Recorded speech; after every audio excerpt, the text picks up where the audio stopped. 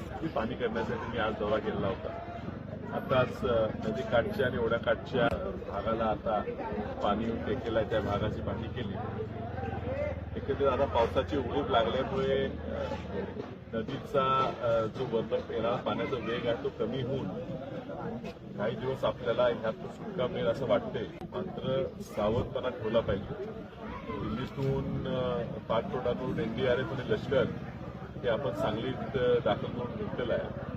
ही त्याच्यातलं काहीतरी गैरअर्थ काढू नये. धोका नाही आहे, पण काही अडचण झाली तर ऐन वेळेला आपल्याकडे सगळी यंत्रणा उपलब्ध नाही असं व्हायला नको म्हणून ह्या लोकांनी बोलवलेलं आहे. काही लोक जेव्हा आपल्या घरात येतात आणि घर आपण सोडून बाहेर या म्हणतात तर कृपया त्यांची विनंती तुम्ही ऐकावी.